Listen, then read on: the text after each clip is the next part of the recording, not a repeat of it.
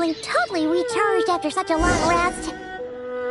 Let's go find Durin and see if that book has any new clues.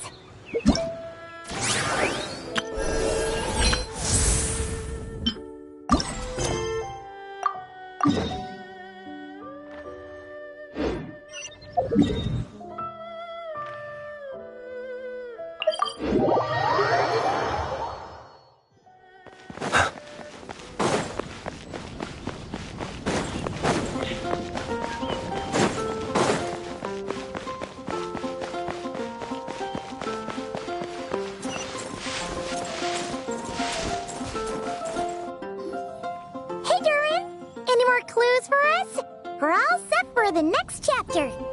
Yeah, I was just about to come find you. Let's see what it says. Now sprout to life the story's seeds, stirred by wind-born melodies. Then on that breeze the music leaves, fading into distant memories. Seek the place where wind and tale entwine, and once there, make 3 riddles into verse, and 3 melodies into song.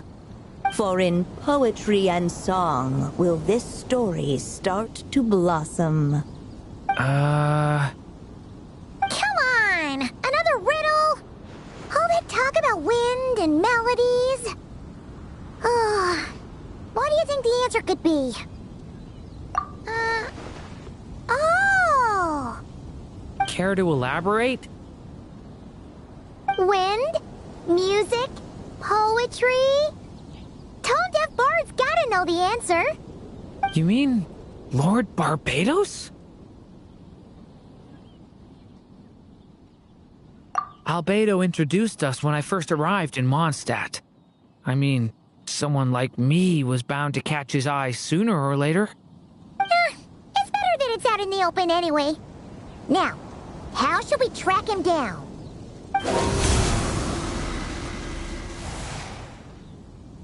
I'm pretty sure he's already caught wind of what's going on here. Why don't we just see where the wind takes us? Right. He definitely makes it easy to forget he's a real god sometimes.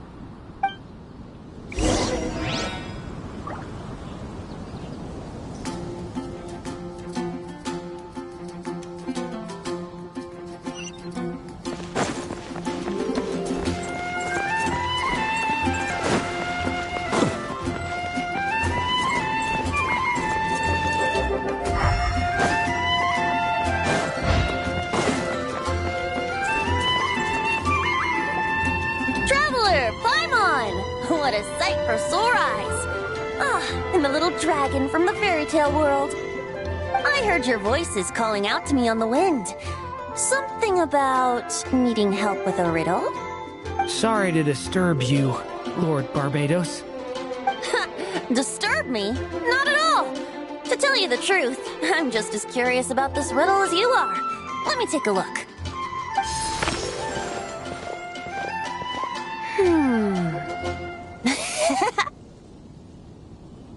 What is it? Did you figure out the answer? 3 riddles and 3 melodies. That sure takes me back. The answer you seek lies hidden in memory. Looks like running to Tone-Deaf Bard was the right call after all. Long ago, those mages came to Mondstadt, seeking to test their strength against mine. But I replied, let us make music, not war, and resolve our conflicts through song. So I strummed my lyre and sang them this verse. Oh wind, welcome now, my guests.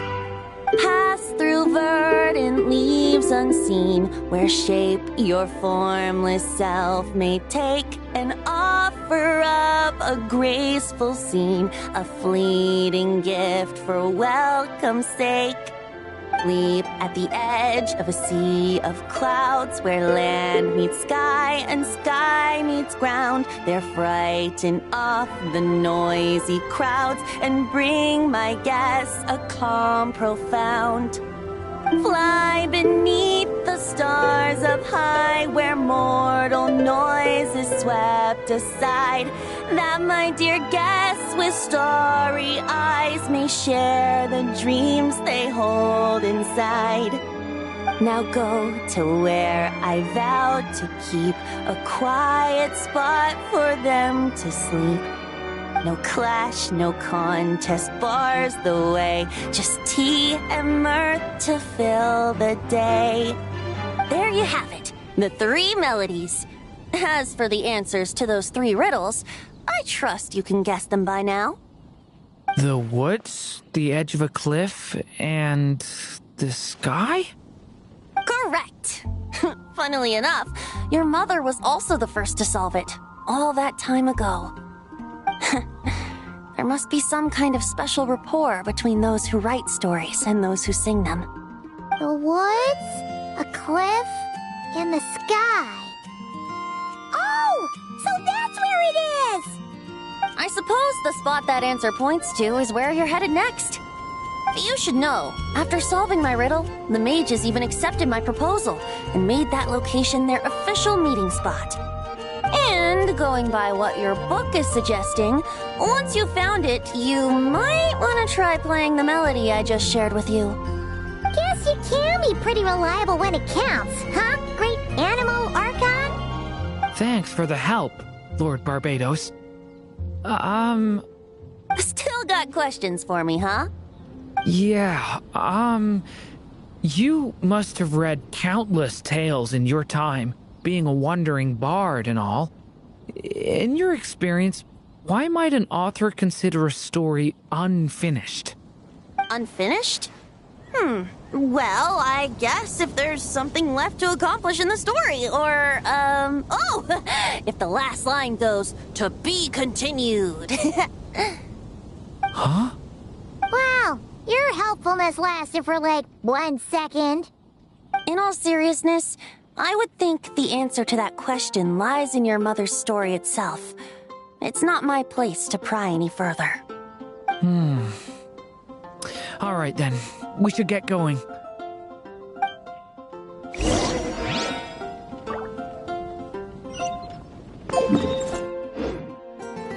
I wonder when their next meeting will be.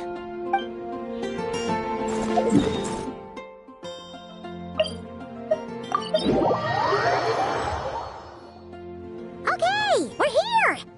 Now, we just need to play the 3 melodies, and we should be able to gather the memories for the next chapter, right? A musical performance? Huh. Out of all the things Miss Lisa has taught me, that's the one I'm worst at.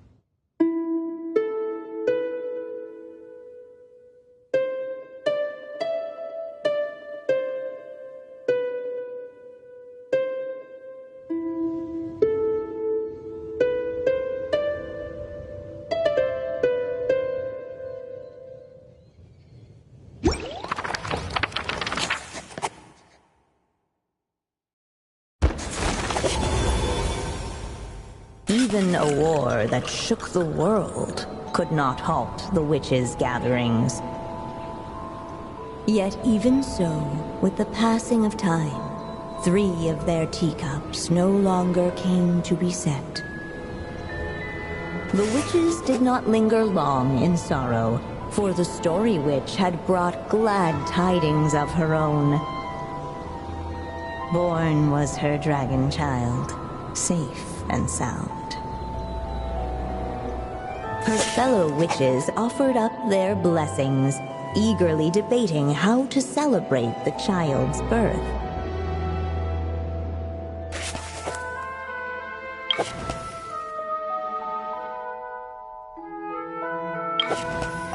In the end, they settled on the most vibrant balloons they could find.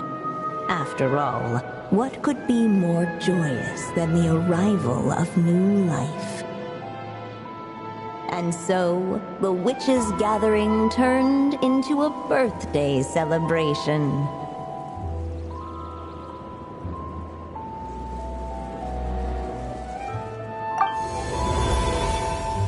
So, we're back in the story world, huh? As if from nowhere, new guests appeared at the witches' table. Perhaps they too had come to celebrate the dragon child's birthday. Yet while everyone else was busy thinking about what kind of gift to offer, these three seemed to have come empty-handed. Hardly the recipe for a warm welcome to a birthday party, now is it? A gift? This was a party! While the guests voiced their complaints and grievances, perhaps they should have been wondering what kind of gift to give instead. So, we need to bring a gift to advance the story? But where are we supposed to get something like that? Perhaps it would be a good idea to have a look around. Why didn't you just say so?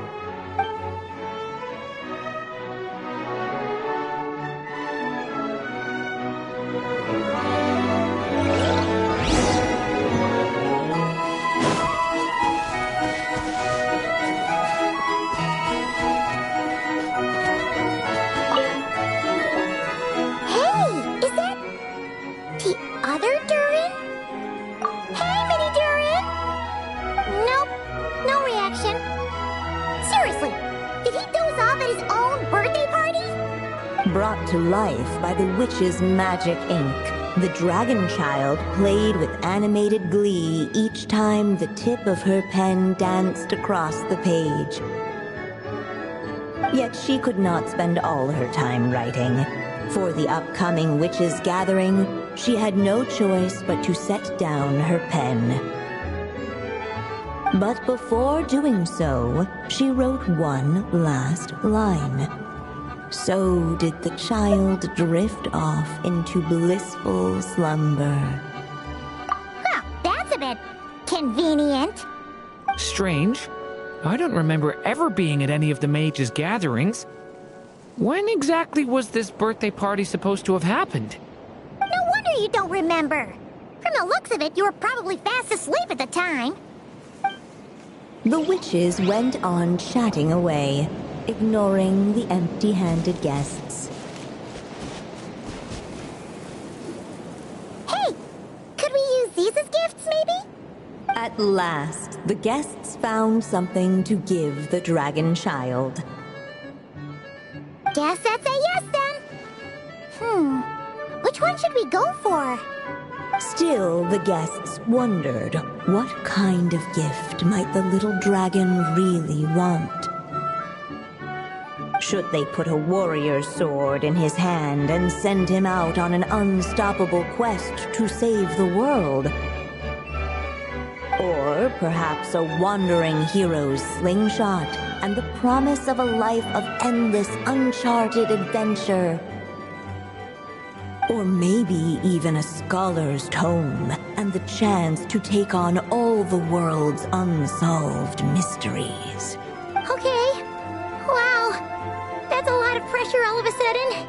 Oh yeah. Technically, we're actually picking a gift for you. So, which one would you prefer? You want me to choose? Wow, this feels kinda special. How come?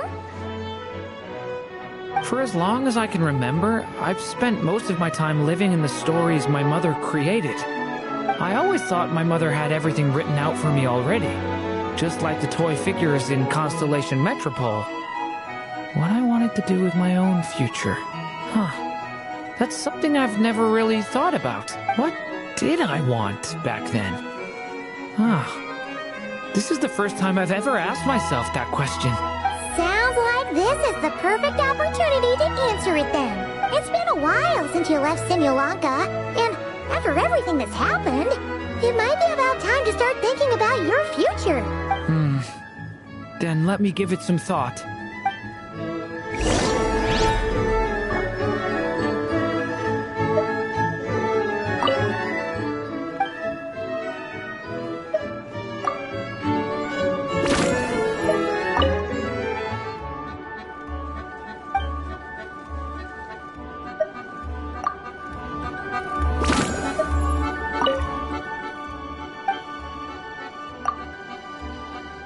In the end, the guests settled on the warrior's sword. So, your dream is to become a warrior? I just really want to be able to keep people safe.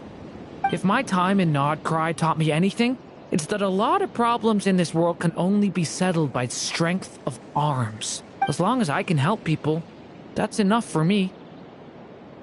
Really? But I don't think it's enough.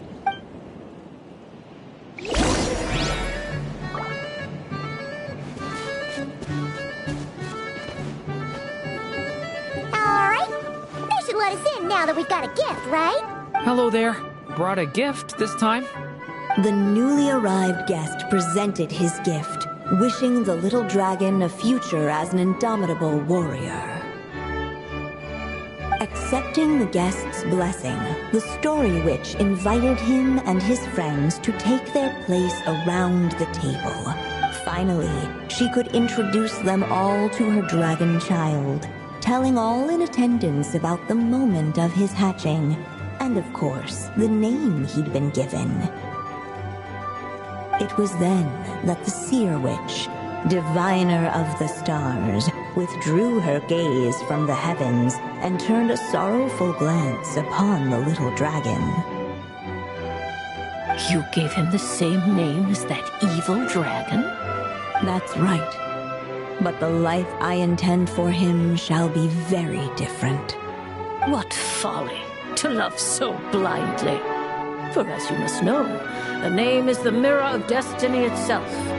He who bears an evil dragon's name must also inherit the fate of its previous owner. His fate has been foretold. Then I'll rewrite it. The witches at the table fell silent, for they knew the Seer Witch's words had never once proven wrong. Yet, just as clearly, they recognized the Story Witch's resolve. For there is scarce a force in this world more fearsome than a mother's love. At last, the Merry Witch stepped forward, dispelling the uneasy silence. So be it. Then we'll all lend a hand. Together, we shall rewrite this child's fate. You mean to defy one of the fundamental rules of this world? I refuse to be shackled by such rules. Besides, this is a witches' gathering, is it not? What could be more fitting a subject for this occasion than to defy them? Oh? Sounds like an interesting experiment.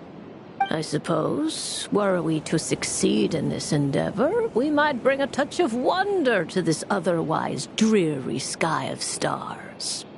The Merry Witch finally talked them all round, just like she had done many times before. Warm and strong as the sun she was, so much so, in fact, that those who her light shined down upon had no choice but to bask in it. And so the witches readied their gifts, 3 marvels of the cosmos. For this child, I shall decipher the ravings of the heavens and lay bare before him the trickery of fate. For this child, I shall leave a formula powerful enough to unravel the very origins of this world, that he may seek another solution for the conundrum of his life. For this child, I shall call upon wondrous magic to make possible his impossible wish. All the story witch had was the pen in her hand, yet with the love that flowed from it, she resolved to bring forth a marvel of her own. For this child, I shall leave behind the last story I will ever write, and with it, a path to an ending yet untold. With the witch's blessings given and received, the little dragon's fate at last began to turn. In the midst of the dragon child's birthday celebration, the seer witch proclaimed her prophecy. The child had been given the evil dragon's name, and with it, the burden of its fate. But hearing this, the story witch vowed to rewrite it all, for such was her love and resolve. And so the other witches offered their gifts in turn, marvels as rare as any in the cosmos. Together, they sought to test one of the fundamental laws of this world, in part to support a mother's love, and in part to sate their own curiosity. Oh, and I almost forgot. Our new guests came bearing blessings of their own. Who knows? Perhaps this extra bit of courage might be all the little dragon needs to change his fate.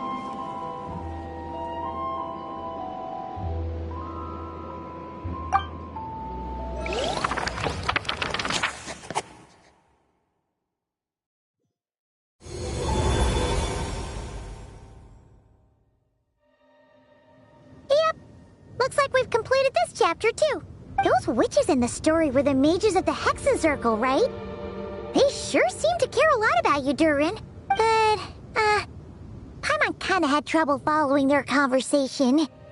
Just a bunch of mystery, as usual. The evil dragon's fate. Oh, is that what you're worried about? But didn't we already take care of that?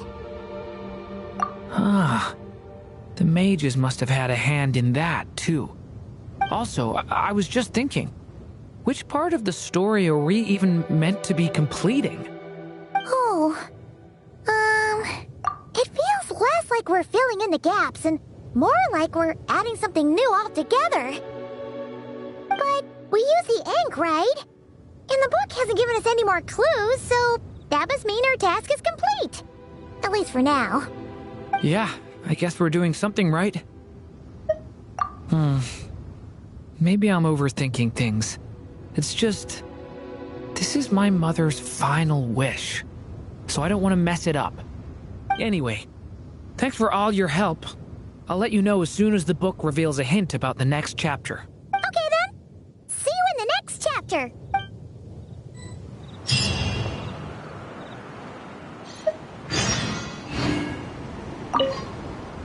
I think I'm gonna stick around, take my time reading through this. If you feel like jumping back into the story, just come find me.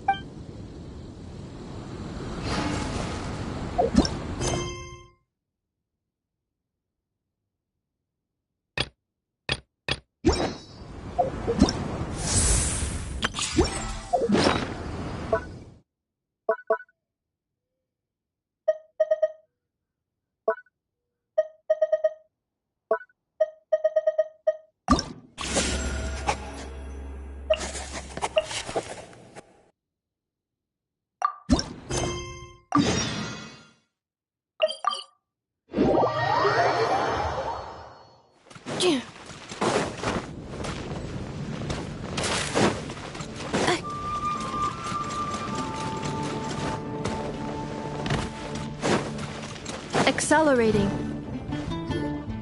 Mona! We have something for you. Oh, Traveler Paimon. You're full of energy today. You have something for me, you said? Is it some quick and easy way to make Mora by any chance? Well, actually, it's some kind of task from your master. Yeah, that's a hard no. But I guess I don't have a choice, huh? An enterprising spirit is important and all that. I just know it's going to be torture, though. I know that old hag all too well. Why don't you just take a look first? Huh. This book doesn't seem so special to me. Whoa! Letters just fell out of it. Oh, maybe she's trying to reconcile with you? No idea. Either way, it looks like I'm supposed to open these 3 letters in order. Well, let's start with the first one. If this is her task, it should be okay for us all to read. Come on, let's see what this is about. Oh, how long it's been, my student. I'm afraid to report that getting up and about is becoming harder and harder these days.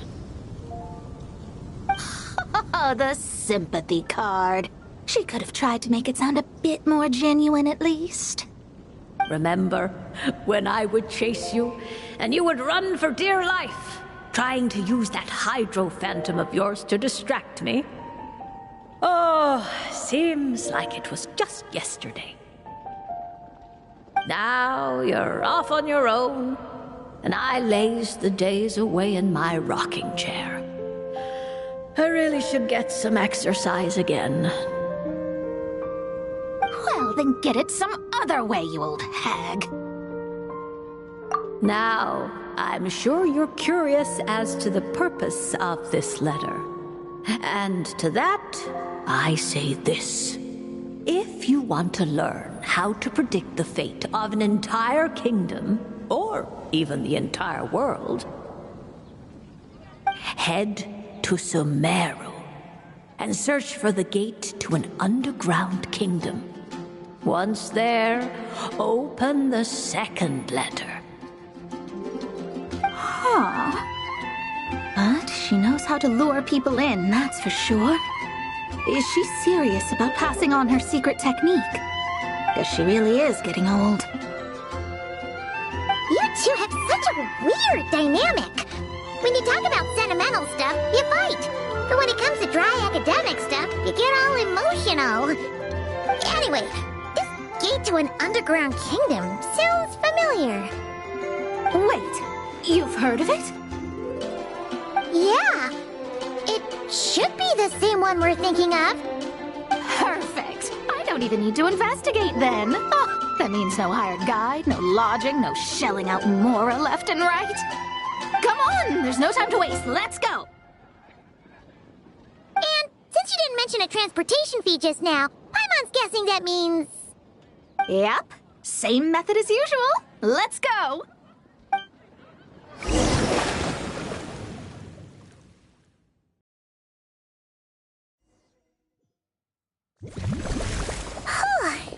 This brings back memories of summertime. It's actually kind of refreshing. So, this is the gate to the ancient kingdom of Conria. I'm sure a lot of secrets and tragedies lie behind it. Well, let's open the second letter. Let me see here. Yep, it's this one. As the ancient Sumeru saying goes, rote knowledge bears no fruit until it is watered with the showers of wisdom. With that in mind, there is a phenomenon in this land known as the Sign of Apausha. It is a celestial mark that burns in response to an all-too-ardent desire for the truth. In that sense, perhaps it's more fitting to call it a sign of truth instead. The records of this ancient kingdom state there are several large subterranean lakes in Conria, clear and calm as mirrors, whose surfaces reflect the true stars. This is because the sign of truth created in the water is able to bypass the false sky and connect to the outer universe. I had no idea. To observe the gravitational forces and influence of celestial bodies, one must be able to see past the false sky. Only by obtaining these cosmic parameters can one predict the fate of this world. Now, my task for you is as follows. Open a sign of truth in front of the gate to Conria. The rest is a bunch of stuff about the ceremony the old hag came up with to summon this thing. Yeah, all these planetary trajectories and runes. Paimon's not even gonna try to make sense of it. So, what do you say, Mona? Are you gonna attempt it? Well, I hate to admit it, but it looks like the parameters she came up with could work. Frankly, this prospect is quite exciting, and heading back now will just cost me another night of lodging, so no better time than the present. Emissaries of the enduring stars, wanderers over ecliptic and equatorial planes, radiant celestial brethren. Traverse the twisted paths of the cavernous void. I, Mona Magistus the Astrologist, invoke the power of Hydro to balance the scales.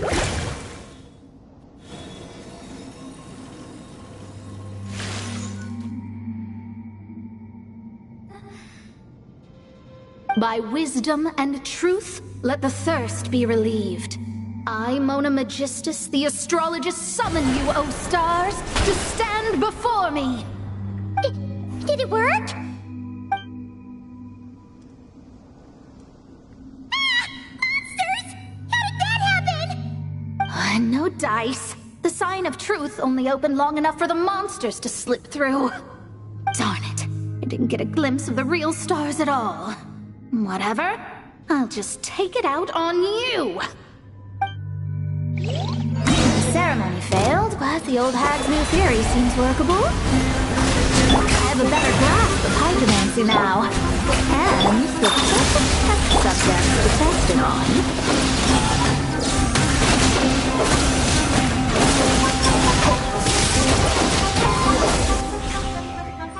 Phew! That's that! Well, the old hag said to open the third letter once it was all said and done. But I couldn't make it work. So, should I still open it? You know, Paimon thinks she understands your dynamic a lot better now. Look, she didn't say you had to successfully complete the ceremony, so you can open it. It'll be fine. I guess. All the same, I doubt she has anything nice to say. If you're reading this, it means you attempted to open the sign of truth. Seriously, I can't believe you actually tried it. What are you laughing at, you old hag? Conria was home to several lakes of stars, rendering the fabric of space in that area comparatively unstable. As a result, attempts to break through the firmament through non-physical means were more likely to succeed. In any case, I knew this place was well hidden and wouldn't be frequented by too many people. As such, any negative effects of failing to open the sign of truth would remain small scale. And of course, as my student, I felt sure you would have the chops to deal with the abyssal creatures that roam beyond the false sky. Even if you couldn't beat them, I am certain you could outrun them. You always were fast on your feet. Connecting hydromancy to the kind of wisdom that quenches thirst. Truly, my genius knows no bounds. The practical application of the scry glass has also reduced disturbances caused by the false sky. I'd like to see Alice try and top that.